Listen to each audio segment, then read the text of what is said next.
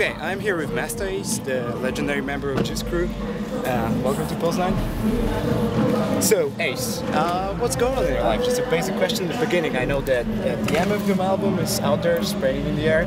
Could you tell us a little bit about this album? Well, it's basically, the original idea was for it to just be a mixtape, a free mixtape I give away. And Fat Beats Records, they felt like it was too good of an idea to just give away for free. They wanted it to be a real release. So, you know, I went into the studio and I put together real songs to the MF Doom special RPS instrumentals and created this album dedicated to the memory of my mother, and that's pretty much what happened. Right. Could you share the secret with us? So, who's the man behind the mask? Do you actually know right now? It's KMD. I mean, everybody knows that. You know, it's definitely KMD. Just kidding. Could you tell me what happened with the track PBS then? Well, PBS, the sample is from a TV show in the States called Sesame Street, and it was one of those deals where Doom and those guys got in trouble for using that sample. So they warned me, like, you know, you probably shouldn't put that song out, sell that song, because they came after us, they're going to come after you and create a whole problem. Right. So the song was already done, so I said I'll just throw it out as a free giveaway. And so I just threw it out there, and, you know, just a way to kind of warm people up, tease people to get ready for the record. So are you an actual Sesame Street fan now? Oh, I was, heck yeah. When I was a kid, I watched Sesame Street every day, like every day. Every episode, every day when I was a kid. Because it seems to me that every album that you have this special track. Usually, like you had the track about 7-Up and Soda and Soap. Sorry, and here you have PBS. Is it like so? Every album that you have this special track. Is it? So it's just fun. It's just like, as a writer, it's a challenge to try to take something like the alphabet and create a story around it, or take characters from Sesame Street and create a story around it, or take, you know, different brands of soda and create a rhyme about it. It's just a fun exercise as a writer, way to kind of just have fun with the lyrics. All right. I did a little research and I found out that you used to be, or you still are, that will be the question, a football coach. Yeah, still am. You still are. Can you tell us a little bit about that? Yeah, how did it happen that you actually became a football coach? What happened was my brother-in-law, he was like 13 years old, getting ready to go into high school, and he was a big kid, and I felt like I told his mom that he should really try to get into football. It'd be a good sport, something to get him active, get him running around. And so he wound up going to this school where I knew some guys that coached there, and I'd say the first couple of days I was there just kind of hanging out, just so that he would feel comfortable, because he didn't know anybody. So I was just there as a friendly face. And then before you knew it, you know, I started helping out the younger guys, getting in stances, and before you know it, I was teaching and I had on a hat, and then it just went from there. I became a coach. It was kind of like by mistake, but I've been doing it for 10 years now. All right. But now, do you have time to do that because you're touring all the time? Yeah. I always, from like late August all the way through late November, I just don't tour during that time so that I can coach. So I have that window where I just don't tour, and I focus on coaching football. Okay. Let's go back to the year 2004, your 5th album, Long Hot Summer. Yeah. Track, The Grind. You're rapping about that. Well, that you're the choreographer, you're long the list of secretary. things. Yeah, long list of things. Yeah. Did you employ any new guys around, or is it still the same? Are you the man behind the wheel? It's kind of hard, man. Like I actually reached out to a few people to see about some guys coming to intern to help out, because we're starting to get more music, more acts.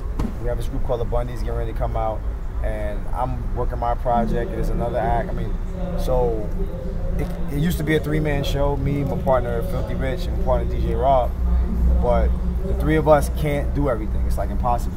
So we really do need to add some people, because I'm wearing a lot of hats. They're wearing a lot of hats. I'm editing video, and like I'm trying to do everything, and it's impossible. Okay. Well, at the end of Long Hot Summer, you said that when it comes to solo albums, that's the end. But then, so then you had the EMC collabo, the CD, with MF Doom and EDOG before, of course. And is it true that that's the end of your solo albums? Or I want it to be. I want to me, like, this is like the phase in my career where I'm just gonna do kind of like what I call special projects. All right. EMC, A&E with EDOG, now the Doom project. You know, I still wanna make music. I still wanna create, but I kind of want to do it under, you know, a different umbrella of music. You know, I don't want it to be compared to the other solo records. So these new records that I do, they can't really be compared to Long Hot Summer or Disposable Arts because they're really different. They're collaboration records. So I'm gonna keep doing special projects until I get bored with that, and then maybe I'll do something else. So there is a chance still. I wouldn't say. I don't know. I have no idea. One day. Okay. When it comes to so you started off with the Cold Chilling Company, and then you moved to Delicious Vinyl. How, of course, it changed a little bit your music, but did it change your life at all? Moving on. Not really. I mean, I was still living in Brooklyn. You know, I was signed to a label in California, so I had to spend a lot of time in California. I traveled back and forth, East Coast to West Coast, a lot. And I would stay in California sometimes for 3-4 weeks a month in a hotel because I had to promote the record out there and be at the label and, you know, talk to the label and have meetings and things like that. So I would spend long periods of time at the record label. But in terms of my life, nothing really changed. I mean, I'm still the same Brooklyn kid, even though I was spending time on the West Coast. Nothing had changed really much for me. Okay. You're a traveling man. You travel a lot. What is traveling to you? Do you have time just to walk around, do some sightseeing, eat some local food, or sometimes?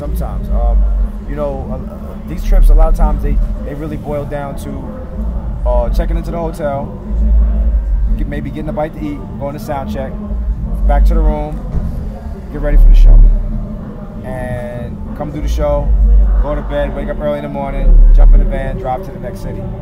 But we have those rare occasions where we get to spend a day, an off day in the city, and those are the days that I love the most because I get a chance to walk around downtown, see the people, see the different sights. You know, I look forward to those off days when I can get them.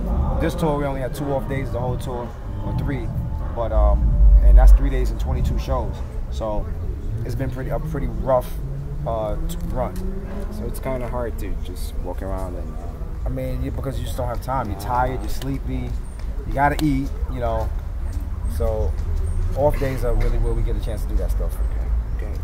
And when it comes to your new projects, can you tell us a little bit about your new? Are you planning anything right now? The two new releases are M.A. Doom, Son of Yvonne, which is coming out July 17th, and the 10-year anniversary of Disposable Arts re-release, which is going to be triple vinyl, instrumentals, acapellas, special artwork,